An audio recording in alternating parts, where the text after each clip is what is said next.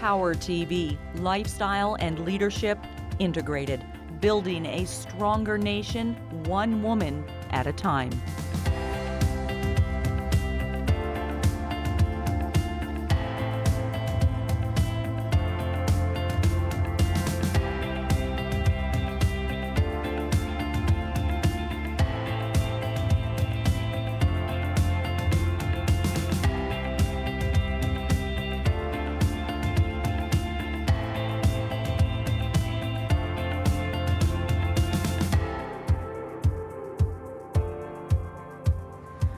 I wonder what it would take to make me stop doing the things that are making me feel crappy, the things that are making me unhealthy, unhappy, and depressed. And how bad does it have to get before I make some change? And as I change, doesn't it make sense that the life I live is going to change, and in turn, my community will change? And then it's not so far-fetched to think that by changing myself, I can change the world and make it a better place. This is PowHER TV. I'm Kate Bergen. Today we celebrate Cheryl Bakke Martin, a multidisciplinary artist and Renaissance woman whose vitality experiment saved her life. It's a whole lifestyle that feels heavy. Move Me, Jody Jackson, golf and performance coach, the dynamic duo for restorative yoga, Canada's a hot spot. Fuel Me, Sherry Strong, food philosopher and chef. How you sleep is connected to how you eat. Tips for getting those full 8 hours. Teach Me, Laura Grizzly Paws, on the importance of traditional arts. And finally, our note to self, Steely Springham, brings it all home, moving from inspiration into action. PowHER TV, this is what happens when Canadian women making an impact in sport, business, the arts, and community leadership come together. Illustrating, designing, writing, creating in multiple disciplines of visual art is only the tip of the iceberg to what Cheryl Bakke Martin makes in her life. You are a maker and a speaker, given several keynote addresses on emotional intelligence. And it was at a craft fair symposium in Calgary when you were getting ready to step on stage, and the woman says to you, "What are you?" And you said, I said, well, I'm kind of an ADD artist. And then I went on and explained all of the various different things that I did. Which I'm sure there's more to add than what I introduced you. Do you want to add a few more that we haven't? Well, yeah, I'm a blacksmith, a silversmith, right? Did that from a very young age. And I've been a potter, and I, paint and a lot of different things, yeah. So you're about to step on stage. Yeah, and she says, oh, you're not an ADD artist, you're a Renaissance woman. And I thought, wow, that's probably the first time I've ever considered the fact that I have all these different areas of focus and saw it in a really positive way. How did you see it before? Well, I thought ADD, that I was so scattered that, everybody tells you, well, you should just focus on one thing and then you'd get really good at that and you should just do that one. And it never felt right for me. It never fit. I'm curious by nature. And I like the idea of taking these various different things and combining them into one, in things that you wouldn't normally find. So for instance, the paintings that I'm working on right now, they're typical acrylic on canvas, but I have copper embossed and patinaed and worked into the paintings, right? Just Beautiful. Because I can. I like that idea of taking things that wouldn't necessarily see and putting them together. So how does that fit with the title of a Renaissance woman? So for me then, a Renaissance woman meant simply I could embrace all of those aspects of myself, all of those various different creative passions that I had, and feel okay about it, not feel like, well, I was scattered and I should just really focus on one thing. I could, that it made it okay. So and the Renaissance is a time of change? Well, is that how we look back on that artistic period? Sure. I mean, historically, the Renaissance was a time of change between the Middle Ages and the modern age, right? And there was a time of real technological change, and there was real change even in the art world. They were coming to understand human anatomy for the first time in a whole new way, and so this reflected in the artwork that was being done in the day, and they started painting in ways that were much more accurate and realistic than they had been before. So there was changes in the arts, there was changes in culture, there was changes in science. So yes, it is a time of great change and transition. And did you feel that that was happening within you? That's really where I've now re-embraced embrace the term Renaissance woman. So for me, before, it really only represented how I saw myself creatively. Well, I had a lot of different, I was multi-passionate and multidisciplined in the way that I worked creatively. That's really the only, connection that I had. But now, the Renaissance woman has got more to do with my reinvention of myself and where I see us moving forward in the future. So the kinds of things that I think are going to help say us. You mean? I think women in general. I also think, we are in a time of renaissance. This is, to me, a new renaissance. It's a new time of transition. We need to, right? Our planet needs us to change our lifestyles and change the way we think and the way we treat the planet. Our way of being right now, there's so many people that are dealing with fear and anxiety and living lifestyles of extreme stress, which of course my life was representative of. And I think, so there's big change that's required in a lot of levels. And so for me, I'm going, this is a new renaissance. So what does this mean? Yeah. We're going to explore, I smiled, I had a little giggle when you said stress in Cheryl's life. We're going to get into that a little bit later, share some tips with you on how you can incorporate strategies to overcome stress, anxiety, depression in your own life. We're also going to look at the evolution of our humankind and the role that women are going to play in that. We've got some big stuff coming up right here on the PowHER TV studio.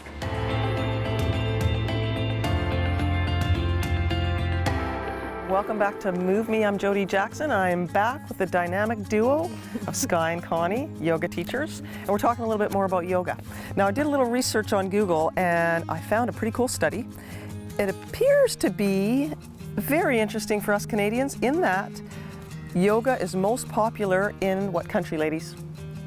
Tell me, Canada. I don't know. It's Canada! India is number 2 and United States is number 3. And within Canada, British Columbia, right where we're at, is number 1. Most popular in British Columbia in Canada. And then when I look to the list on the island, 5 out of 10 island locations are on the top 10 for Canada. So, and for BC. Nice. Wow. So here we are in the BC. right place. At the right time. Yes, and you need to get on board because yoga is so beneficial. We're going to get a little bit more into that and talk about specific poses and how it benefits the body, the mind, the emotions, and the spirit. I know it has for all 3 of us. Absolutely. Yeah. Definitely. Let's start physical and specifically the skeletal system. Again, with my research, I've been finding that bearing weight is just simply good for our bones and maybe even preventing osteoporosis is the end result. I believe you had some of that, Sky. Yeah, the bone density is very important. Weight bearing is a very huge thing in bone density. The doctors have always recommended that for my recovery. Yeah. Okay, and Connie, you've got a pose in mind that we can show folks on just how beneficial that is? Yeah, I think tree pose is a great one because there's so many modifications. So you can, if you say, well, I'm looking at a magazine, I see tree pose and I think that's not going to happen. Yes, it can happen. Many options. You can start just by rooting out one foot. So anatomically, you want to make sure the toes are pointing forward, maybe your second toes in line with the knee. Soften the knee. Remember, a lock joint is a block joint. So we don't want to hyperextend the knee. We want a softening so the energy can flow. Find yourself a focal point. It's called a drishti in yoga.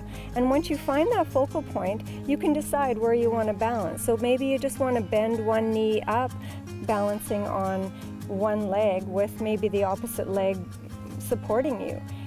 If you feel like that's feeling pretty safe, you can slide that foot up, maybe below the knee, above or below the knee, never on the knee. We don't want to put any pressure outwardly on the knee. And then at that point is where you would go inward and find that place of silence, that place of self-inquiry to see where the body's at. I love yoga for the wellness that it brings to my life, for the rehab and the freedom it brought back to you. Oh, definitely. And for all of us out there that are suffering from pain or any other thing, you need to come and check yoga out. Believe us.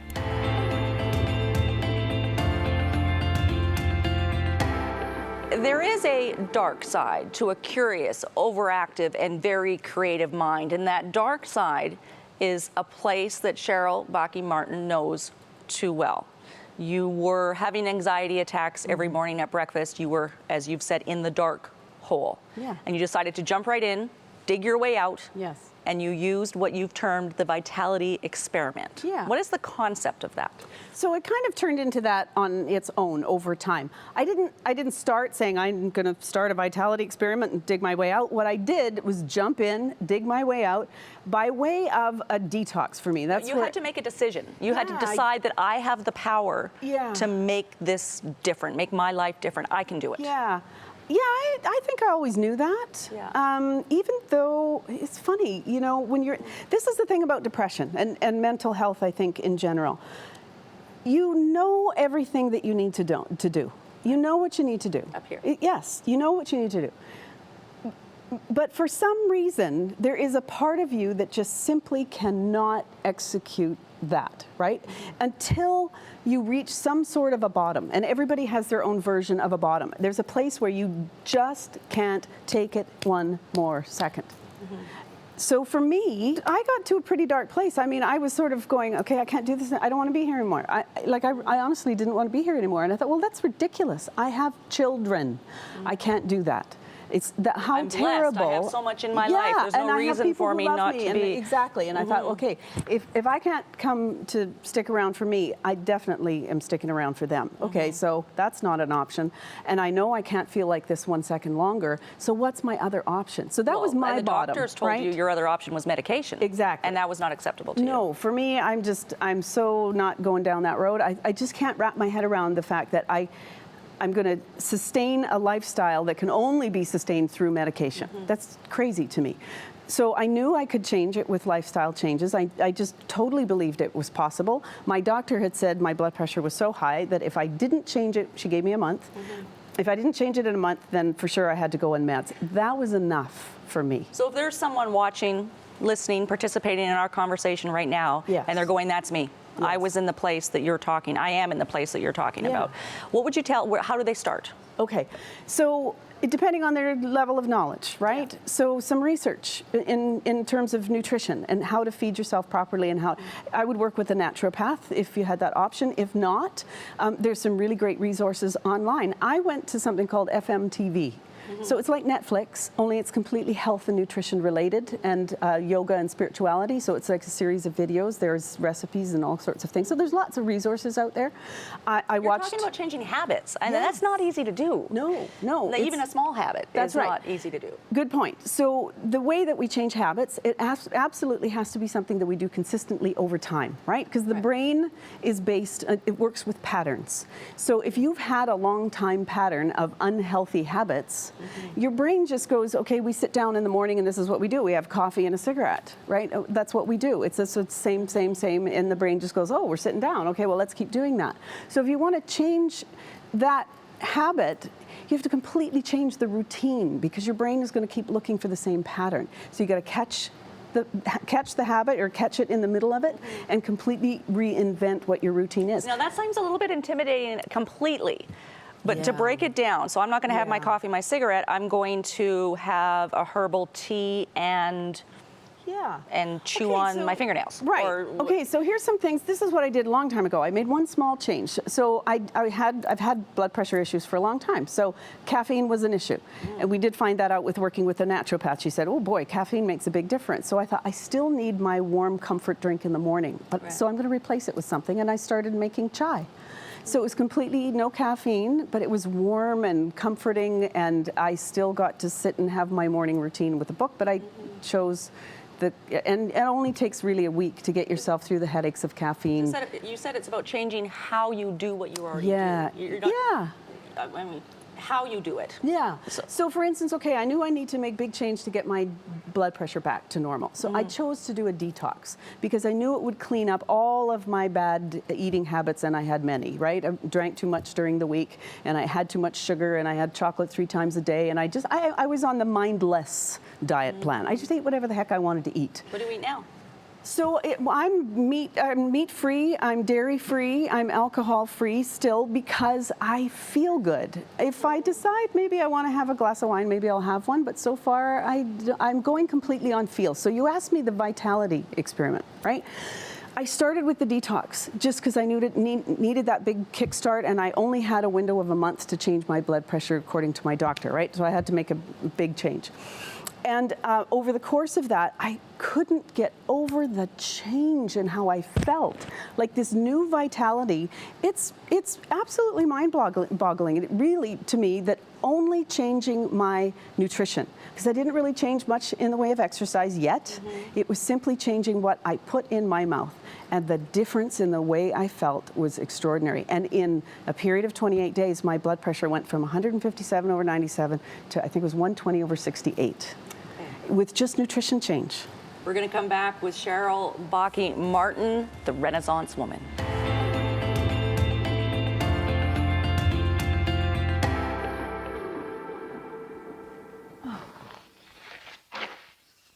Sleep dreams are made of these. Who am I to disagree?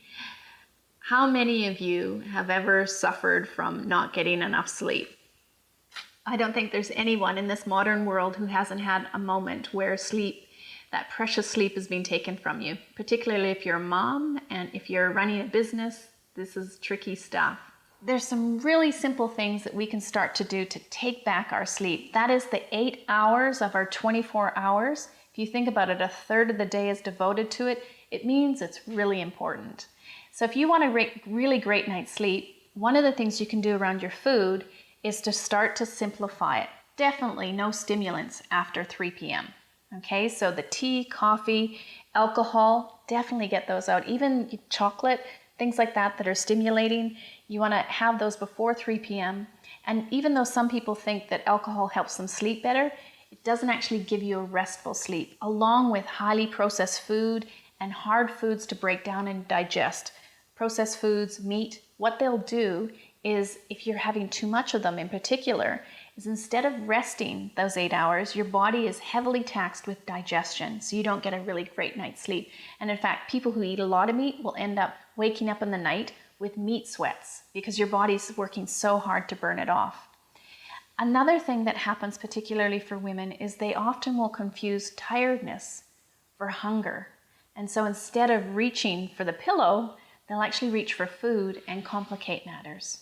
So if you're looking for a way to wind down your day so that you can have an amazing night's sleep that will enable you to get up with lots of energy to take on the world, what I suggest is very simply cut out complex foods, stimulants, have more calming, gentle foods, avoid stimulating conversations and television like Game of Thrones, and to move your body gently. Do a little bit of meditation, even if it's 2 minutes of meditation, and go through what you're grateful before you go to sleep. And I promise you, you will sleep better and you'll wake better, ready to take on the world.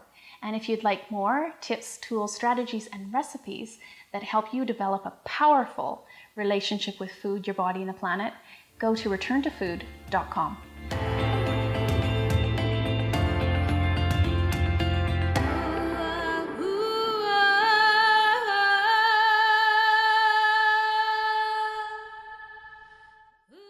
I like to view art as a form of weaving traditions and storytelling.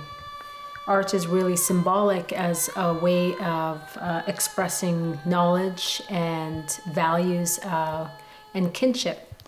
So for example, here I'm beading a pair of moccasins for my youngest son, and the colors that connected to his elder brother, Shkwotpish, which means the horse with the color of the golden sun.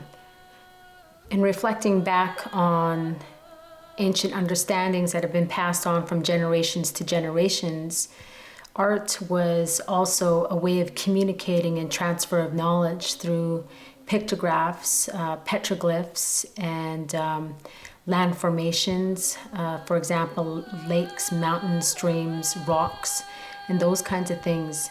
So some of the items of my regalia, my dress wear of the pictographs resembles my ancestry and my connection to my ancestors and to the territory and to the land. There are many art forms, from quill work to buckskin to beading to crafts and sewing, and regalia dress wear that is very symbolic and unique to each individual. And within my particular family and community, the work and the arts reflect our identity and our clan as an identity of who and where we come from.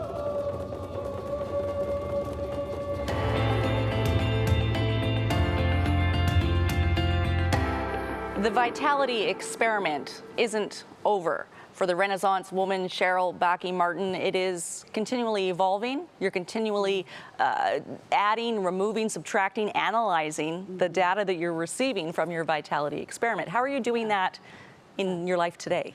So what started with simply a nutritional change and a huge change in how I felt led to the question, wow, what else could I do that shifts how I feel? Because that's what I really wanted most in life, right? I was feeling so bad and I was going nowhere really. Even it impacted everything, my relationships, my struggles with my son, my work. You feel really stuck in your work and things aren't moving the way you want to. So everything feels stuck, and I wanted to uproot that and get back into flow. So that's what I started focusing on. So the vitality experiment was then, what else can I introduce in my life, or what can I look at that gets into flow? So I started meditating on a regular basis. I always did, sort of bits and spurts here and there. I didn't really have a solid commitment or solid practice. And I started making sure that every single morning I have a moment for meditation. Even if it's 5 minutes, that's all I have that. For sure. And that's made a huge difference. And that allowed you or caused you to reevaluate what a Renaissance woman means to you, and you started re-identifying. Absolutely. So as I added things this feels good, and wow, so I added yoga because my body also needed stretching and opening up. A lot of my work has me hunched over, right? And so everything was about opening up, and so I started realizing, okay, I'm looking at the emotions, because of course, being in a state of depression, you're always concentrating and focusing on your mind, most of which, if you're in depressed mode, right, it's negative, right? So I started looking at thoughts and looking at emotions in the same way. I'm experimenting. Well, that's interesting. Look what happens when I think this way. And if I shift that, if I look at it differently, oh, okay, so that feels different. That feels different in the body, right? Charles Darwin has a quote. Yes. That resonates with you. What is that quote? Absolutely. So this is a quote that I share a lot in presentations because I think it's really powerful and we need to pay attention to it. So he's working with the evolution of species. This is significant. And he says, when man has finally learned to harness the power of emotions, he will be ready to take the next evolutionary leap. So, are we there? Do you think man and woman, are we? No. No, which is, I guess, why I think this work is really important. And it's why I, in the past, even focused the teaching that I did within a corporate world was the foundation was emotional intelligence skills, because I think it's something we haven't learned. For the most part, we're kind of scared of it, especially when we get into a place that's really fearful or uncomfortable. We really don't want to go there. As women, we often get told, oh, well, you're just too emotional. Yeah. And there's another quote that resonates strongly with you, the Dalai Lama. Yeah, well, he said that he believes that our world will be saved by the Western woman. And one theory is that as women and as emotional as we are, connecting that to Charles Darwin's quote, we do that emotional work, and it sometimes flings us into these dark places. Absolutely. But if we can revitalize ourselves and come out. So here's the beauty of depression, right? Everybody says, well, how can you say there's a beautiful thing? There's always, and if you go looking for, there's always some gem in the midst of this, and it's probably the thing that's always kept me, got me into a recovery place, because I know even the darkest challenge, there's something in there that you need. So in this case, and the vitality experiment helped you find that. Yeah. What you needed was there. You couldn't see it. Right. But by making those dietary changes, bringing more meditation, it became very clear what you needed. Yeah, exactly. And starting to look at what are the things that just make me feel different. How do I get into flow? Physically and mentally. Physically and mentally. So foods that make me feel light and make the digestive system flow easy, that don't stop things up. thoughts that put me at ease rather than make me feel tight, right? In emotions, I want to be in the emotions that make me feel relaxed with gratitude and joy. And if you're not nourishing yourself and not taking care of yourself, then the mind over matter won't happen. No. Because the matter is muddied and not working as it should. That's because right. we've Yeah. polluted ourselves with a lifestyle. And our emotions and the physical body they all work together. So if you're not feeding your body, you're not feeding your brain either. And we get stuck in this cycle of fear and anxiety and all the hormones that are released, the adrenaline, cortisol that's in our system. Yeah, it's almost a vicious circle. Mm-hmm. So I think because I guess I approach my well-being, the vitality experiment is like the Renaissance way of, because it's multidisciplinary. It's all these various different little things that I can do that contribute to what makes me feel better, mentally, emotionally, and physically. And in a state of wholeness. Yeah, in a state of wholeness. And what a huge impact it's made even in my business world, because people like you show up. And you show up here. Yeah, Thank exactly. you for taking the time to be here. Yeah. We have one thing that we like to do with each of our guests. We have a turtle here, and we're going to ask you, we'll let you pick it up and feel it. Okay. Pick a quote, and that's just what we're going to leave you, me, our viewers with today. Expect the impossible. Immerse yourself in possibility. Absolutely. Yes, absolutely. And you have to believe that. I think, that really helps. You have to believe that anything is possible so that you will take the first step. And once you take the first step, then the ball starts rolling for you, right? Yes. Possibility. Thank you.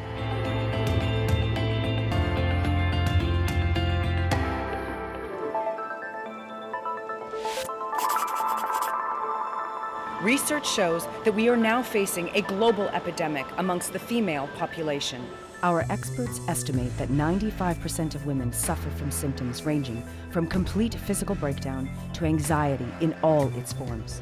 While no one has been able to find or confirm the root cause, this is a complicated issue and details are still emerging. But what we can tell you is that this affliction discriminates against no one.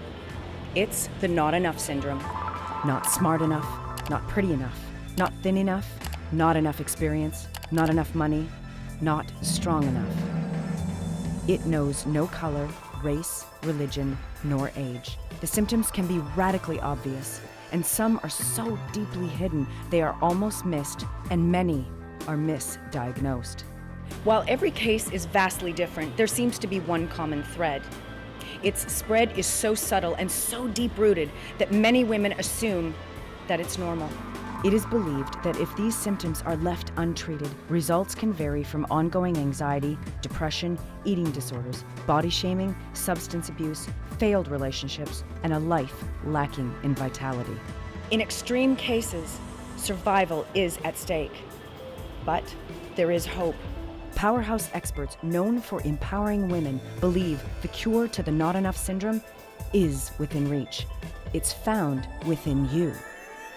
It starts with positive self-talk, reinforced with healthy conversations and decisions. Surrounding yourself with a strong tribe. Getting involved in powerful opportunities that lift you from inspiration to action. You have the power within to overcome the not enough syndrome. Note to self. You are more than enough.